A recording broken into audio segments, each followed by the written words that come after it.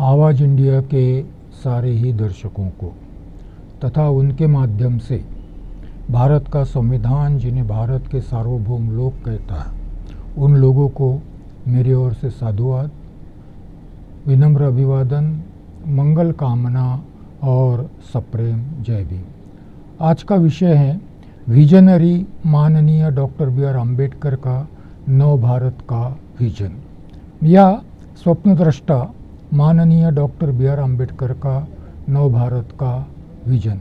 मैं इस व्याख्यान में डॉक्टर अम्बेडकर को माननीय डॉक्टर बी.आर. अम्बेडकर करके संबोधित करना चाहता हूं, क्योंकि संविधान सभा में डॉक्टर बी.आर. अम्बेडकर को माननीय डॉक्टर बी.आर. अम्बेडकर कहा जाता था और उसी संबोधन से मैं डॉक्टर बी.आर. अम्बेडकर को संबोधित करना चाहता हूं, क्योंकि डॉक्टर अम्बेडकर के विजन का संबंध संविधान से है और इसीलिए मैं माननीय डॉक्टर बी.आर. अम्बेडकर के संबोधन के साथ अपनी बात आरंभ करता हूं।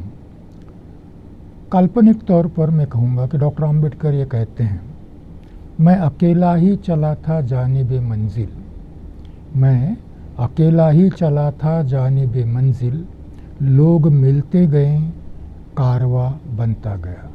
जब डॉक्टर अम्बेडकर ने विज़न देखा तब वो अकेले ही थे, परंतु जैसे जैसे वह विज़न परिष्कृत होता गया, आगे बढ़ता गया, तो कारवा बनता गया और यह कारवा बनते बनते सारा भारत ही कारवा बन गया, क्योंकि सारे भारत ने उनके विज़न को स्वीकार किया।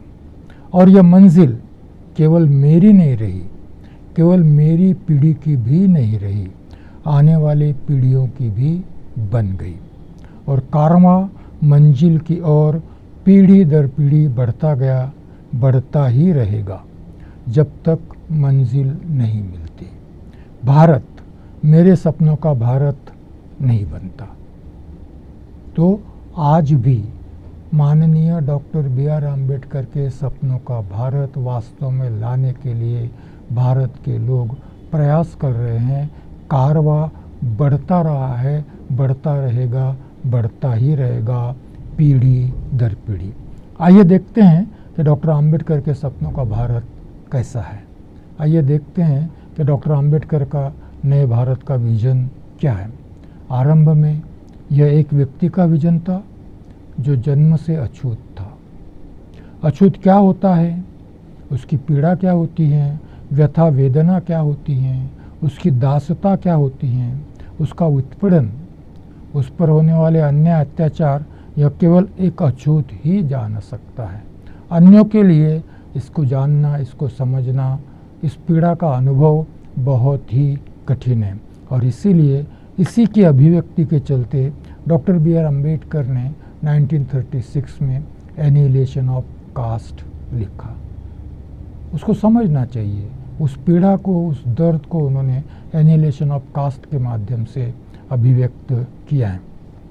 और इसीलिए जो धर्म व्यवस्था, वर्ण व्यवस्था, जाति व्यवस्था का गुलाम है और वही इन व्यवस्थाओं के विरुद्ध विद्रोह की बात कर सकता है। डॉक्टर अम्बेडकर विद्रोही थे, डॉक्टर अम्बेडकर सोशल रिवोल्यूशनरी थे, परंतु उनकी मान्यता थी कि विद्रोह कौन करेगा, रिवोल्यूशन कौन करेगा।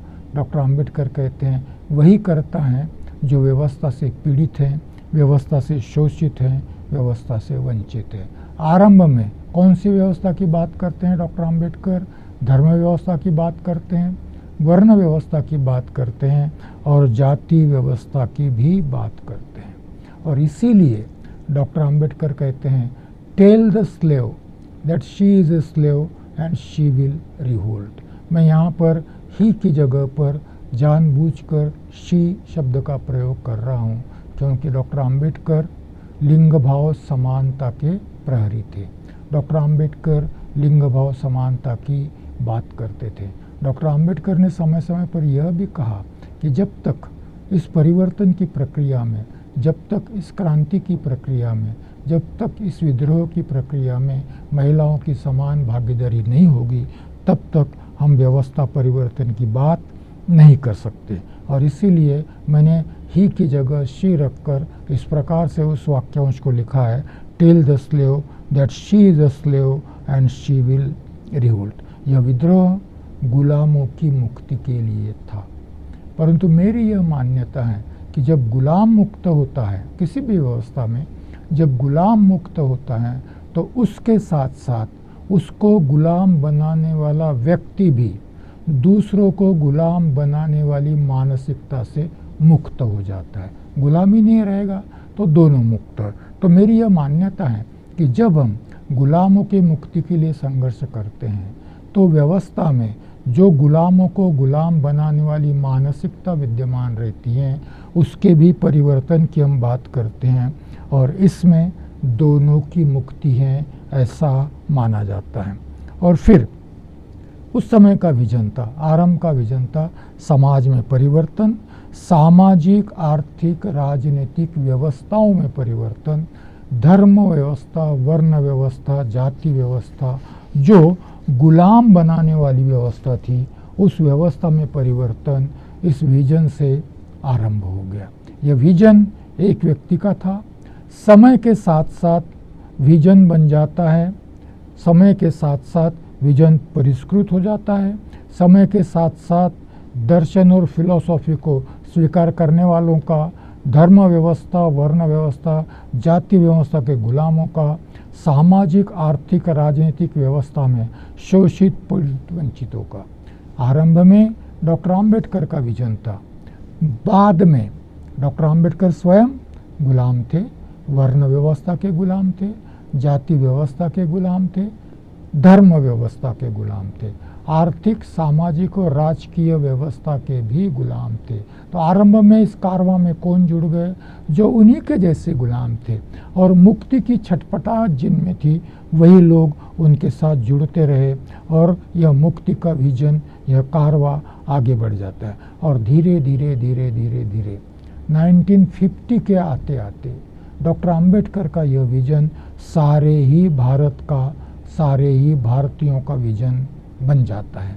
कैसे बनता है ये विजन भारतीयों का? इस प्रक्रिया को हम देखना चाहेंगे, सुनना चाहेंगे, जानना चाहेंगे। यह विजन आरंभ में बीज रूप में था।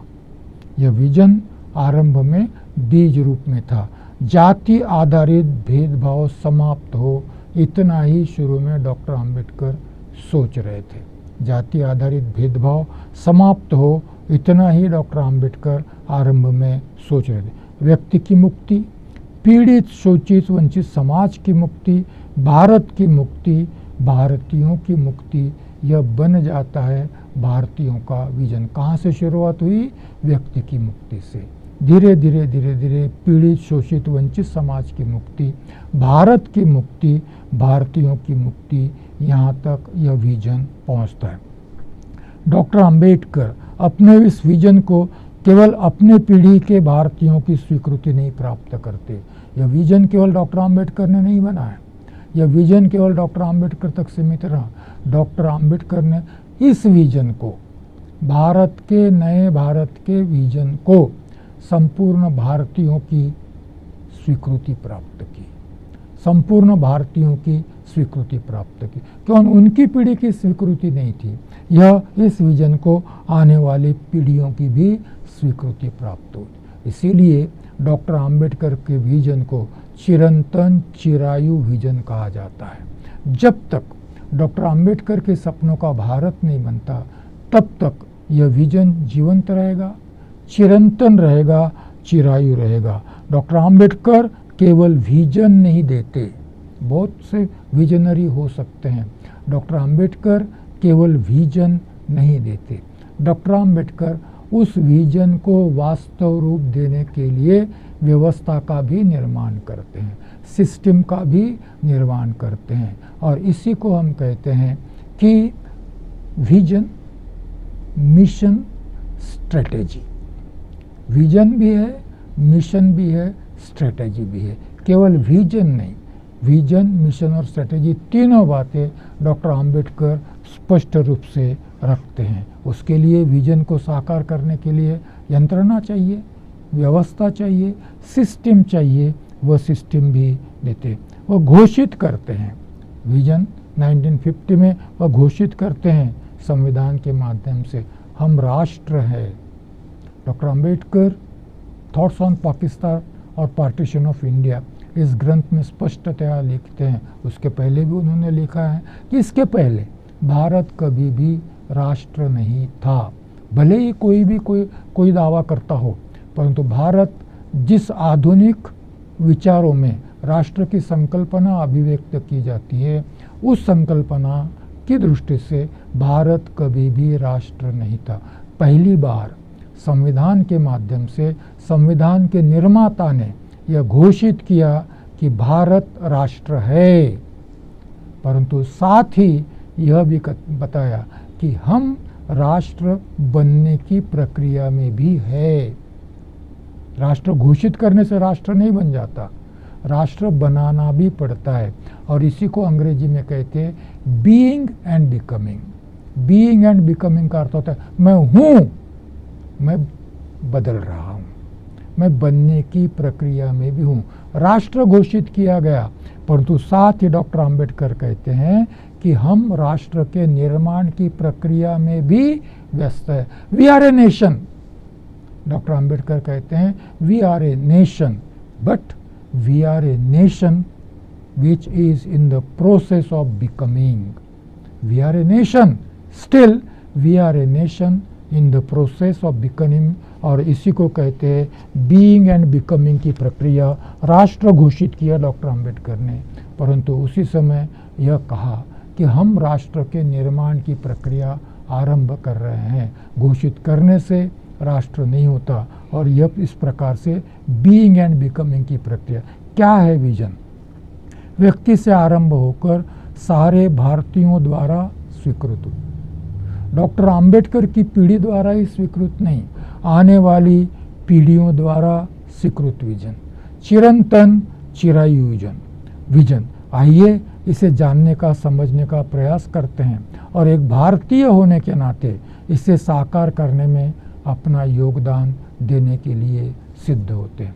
ये केवल डॉक्टर अंबेडकर का विजन नहीं था, यह केवल संविधान सभा का विजन नहीं था। संविधान सभा जिस सारे भारतीयों को रिप्रेजेंट कर रही है, उन सारे भारतीयों का विजन था, उनके द्वारा स्वीकृत विजन था। यह केवल उस पीढ़ी का विजन नहीं था जिनके जीवन काल में संविधान का निर्माण हुआ, आने वाली पीढ़ियों का भी यह विजन था। हम उनकी संतान हैं, जिन्होंने संविधान बनाया, जिन्होंने संविधान को स्वीकार किया, हम उनकी संतान हैं। और फिर यह विजन हमारा भी विजन है, और इस विजन को प्रत्यक्ष में लाने का संकल्प उस पीढ़ी का था, आज भी हमारा संकल्प है। और जब तक यह विजन प्रत्यक्ष में नहीं आता, तब तक हम उस प्रकार के भारत को, जो डॉक्टर बी आर अम्बेडकर के सपनों का भारत था, उस प्रकार के भारत को निर्माण करने का प्रयास करते रहेंगे। आइए, जैसा मैंने आरंभ में कहा है कि डॉक्टर अम्बेडकर ने पहले बीज रूप में आरंभ किया, और चलते चलते वह विजन एक बोधि वृक्ष के रूप में परिवर्तित हुआ। आरंभ में डॉक्टर अम्बेडकर विजन था, प्रक्रिया में चलते चलते सारे भारतीयों का विजन बन गया।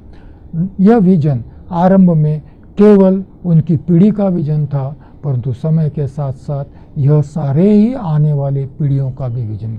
और एक बात ध्यान में रखिए कि डॉक्टर अम्बेडकर का यह विजन परिष्कृत होता गया है, समय के साथ साथ वह बदलता गया है, समय के साथ साथ अधिक व्यापक होता गया है। इस सारी प्रक्रिया को आइए हम देखते हैं। शुरुआत, पहला कदम हम आरंभ करेंगे 1916 से 1916, जब डॉक्टर अम्बेडकर, उस समय डॉक्टर अम्बेडकर नहीं थे। 1916 में डॉक्टर अम्बेडकर उस समय कोलंबिया विद्यापीठ के विद्यार्थी थे, और इसीलिए मैं उनको उस समय की बात करते हुए भीमराव रामजी अम्बेडकर कहूँगा। भीमराव रामजी अम्बेडकर कोलंबिया विद्यापीठ में पढ़ते थे, और फिर उनको एक असाइनमेंट दी गई। उनसे कहा गया कि आप एक पेपर प्रेजेंट करेंगे एक सेमिनार में। उस सेमिनार का नाम था doctor A गोल्डनवाइजर anthropology seminar, Colombia university, New York, United states of America. फिर से सेमिनार का नाम था doctor A गोल्डनवाइजर anthropology seminar, Colombia university, New York, USA. और डॉक्टर आम्बेडकर ने, उस समय डॉक्टर आम्बेडकर नहीं थे, अब डॉक्टर आम्बेडकर बोलने की आदत सी पड़ गई है। भीमराव रामजी आम्बेडकर ने अपने सेमिनार का विषय चुना caste in India. Caste in India, their mechanism, genesis and development. Caste in India, their mechanism, genesis and development. उस समय इस पेपर को थॉट प्रोवोकिंग पेपर कहा गया, विचारों का प्रक्षुब्ध अभिव्यक्ति का पेपर कहा गया, अंदर से हिलाने वाला पेपर कहा गया। आज तक मेरे 1916 तक जाति व्यवस्था के संबंध में जो मान्यताएं थी वह मान्यताएं ध्वस्त करने वाला पेपर माना गया।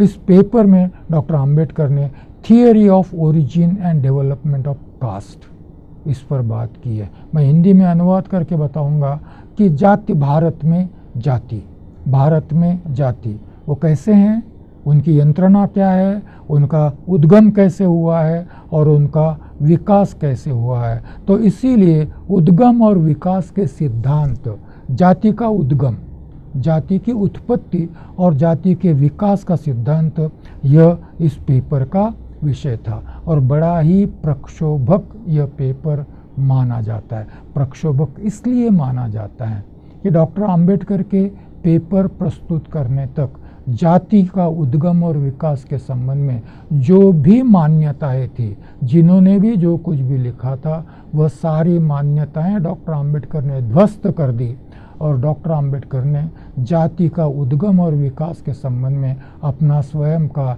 एक अलग स्वतंत्र सिद्धांत रखा। 1916 डॉक्टर आम्बेडकर की आयु 25 साल की होगी और उस आयु में विद्यार्थी थे डॉक्टर आम्बेडकर, और जाति पर अध्ययन करने वाले सारे ही विद्वानों को चैलेंज कर अपना नया सिद्धांत प्रस्तुत करते हैं जाति के उद्गम और विकास के संबंध में। उसमें वह जाति की व्याख्या करते हैं। He defines caste as enclosed class formed by the process of endogamy, imitation and excommunication. Doctor Ambedkar जाति को डिफाइन करते हैं, जाति की व्याख्या करते हैं। वो करते हैं जात यह बंदिस्त वर्ग है, क्लोज्ड क्लास यह बंदिस्त वर्ग है। और यह कैसा बंदिस्त हो जाता है? जात क्या है? एंडोगामी, जाति अंतर्गत विवाह, यह पहली कंडीशन है। जाति के बाहर विवाह नहीं कर सकते।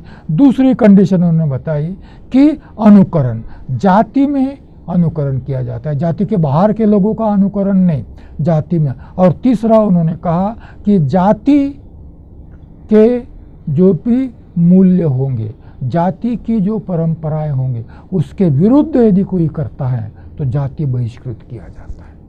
तो जाति अंतर्गत विवाह, जाति के प्रथा परंपराओं का अनुकरण और तोड़ने वाले की बहिष्कृतता, इस आधार पर जात को एक क्लोज्ड क्लास डॉक्टर आम्बेडकर कहते हैं। और इस प्रकार से डॉक्टर आम्बेडकर जाति की व्याख्या करते हैं। मैं फिर से दोहराता हूँ, यह सिद्धांत एक नया सिद्धांत था।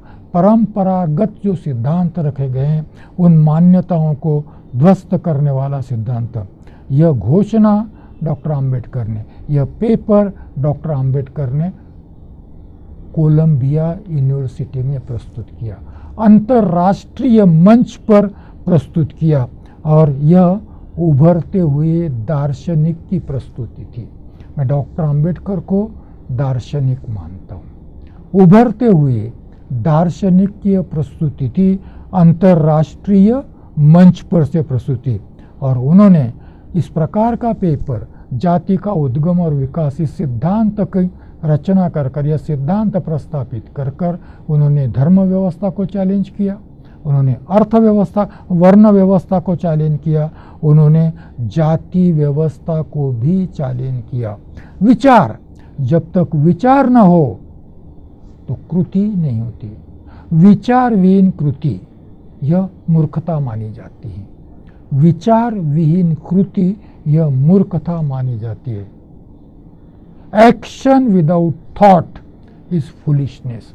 इसीलिए डॉक्टर आम्बेडकर विजन का रचना करते समय विचारों को प्राथमिकता देते हैं, और फिर विचारों को प्राथमिकता का यह प्रतीक है कि उन्होंने कोलंबिया यूनिवर्सिटी में यह पेपर प्रस्तुत किया। यह केवल बौद्धिक एक्सरसाइज नहीं था, मैं कितना विद्वान हूँ यह बताने के लिए डॉक्टर आम्बेडकर ने यह पेपर प्रस्तुत नहीं किया था। यह असमानता के विरुद्ध समानता प्रस्तापित करने का, प्रस्तापितों के विरुद्ध विस्थापितों का विद्रोह था, विद्रोह का आगाज था, विद्रोह को विचारों का रूप देने वाली यह प्रक्रिया थी। जैसा मैंने कहा पेपर प्रस्तुत करते समय, thought action without thought is foolishness, उसी प्रकार से इसका दूसरा हिस्सा यह है, thought without action is important. Thought without action is important. जैसे विचारविहीन कृति मूर्खता होती है, वैसे कृतिविहीन विचार नपुंसक कहलाता है। जिस विचार को कृति की जोड़ नहीं मिलती, जिस विचार के साथ कृति नहीं जुड़ती, उस विचार को नपुंसक कहा जाता है। और फिर 1916 में डॉक्टर आम्बेडकर ने विचार दिया, और 1919 आते आते शिक्षा समाप्त करते करते उन्होंने कृति का संकल्प किया, और पहली कृति थी साउथबरो समिति के समक्ष अपना निवेदन प्रस्तुत करना, अपने लोगों की व्यथा वेदना को अभिव्यक्ति देना। साउथबरो समिति 1919। तब यह चर्चा चल रही थी भारत में कि भारत धीरे धीरे औपनिवेशिक स्वराज की ओर बढ़ रहा है, डोमिनियन स्टेटस की ओर बढ़ रहा है। अनेक जाति समुदायों को, अनेक धर्म के समुदायों को मत का अधिकार दिया जा रहा है। अस्पृश्यों को, पददलितों को न तो कोई अधिकार था और न ही कोई सुविधाएं दी जाती थी। जब डॉक्टर आम्बेडकर ने यह निवेदन दिया, उनके सामने साक्ष्य प्रस्तुत की, तब वह फ्रेंचाइज की बात करते हैं, मताधिकार की बात करते हैं, लोकप्रिय सरकारों की बात करते हैं, विचारों के प्रतिनिधित्व की बात करते हैं, और व्यक्तियों के प्रतिनिधियों की बात करते हैं। और फिर अस्पृश्यों के लिए, पददलितों के लिए सांप्रदायिक प्रतिनिधित्व की मांग करते हैं। कम्युनल रिप्रेजेंटेशन, हमें भी सत्ता में भागीदारी चाहिए। डॉक्टर आम्बेडकर का विजन शुरू होता है। क्या है विजन? हमें भी सत्ता में भागीदारी चाहिए।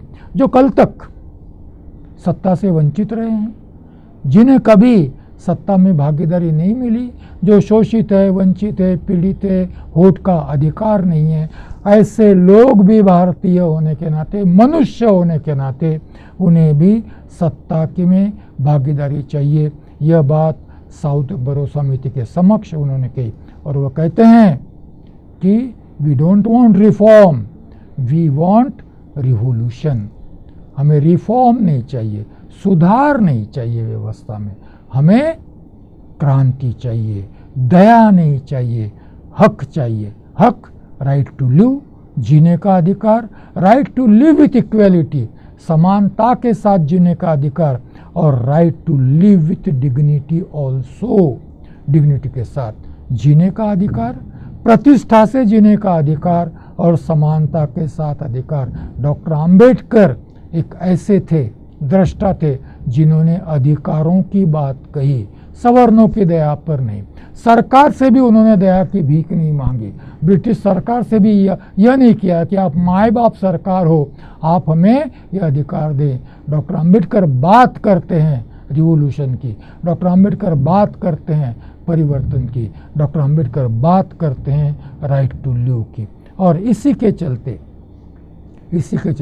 जब राइट टू लिव की मांग करते हैं, right to live with equality की मांग करते हैं, right to live with dignity की मांग करते हैं, तो अब डॉक्टर आम्बेडकर को एहसास होता है कि कारवा बड़ा होना चाहिए, लोग जुड़ने चाहिए, अपनी बात दुनिया में पहुंचानी चाहिए।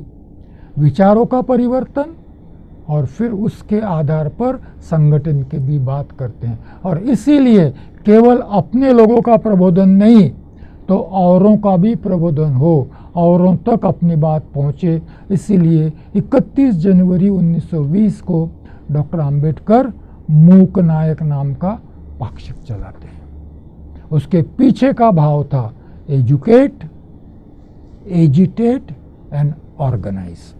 2 मंत्र हैं डॉक्टर आम्बेडकर के परिवर्तन के लिए, क्रांति के 2 मंत्र है। एक, परिवर्तन वही कर सकता है जो गुलाम है। Tell the slave that she is a slave and she will revolt. परिवर्तन वो नहीं कर सकते जिनके प्रस्तापित व्यवस्था में नीच स्वार्थ प्रस्तापित हो गए, परंतु इस परिवर्तन के लिए स्ट्रेटेजी होगी एजुकेट। जो नहीं जानते कि गुलाम है उनको एहसास दिलवाना पड़ेगा कि वो गुलाम है। फिर उनको यह एहसास जब होगा तो वह लोग एजिटेट करेंगे, संघर्ष करेंगे, और फिर संघर्ष के बाद संगठन की प्रक्रिया शुरू होगी। इसको मैं कहूँगा एक वर्चुअस सर्कल। यह सर्कल बन जाता है चेतना, संघर्ष, संगठन। मैं चेतना एजुकेशन के लिए यूज़ कर रहा हूँ। चेतना, संघर्ष, संगठन, फिर चेतना, फिर संघर्ष, फिर संगठन। सर्कल बड़ा होता जाता है, लोग जुड़ते हैं, और इसीलिए पहला प्रयास था डॉक्टर आम्बेडकर का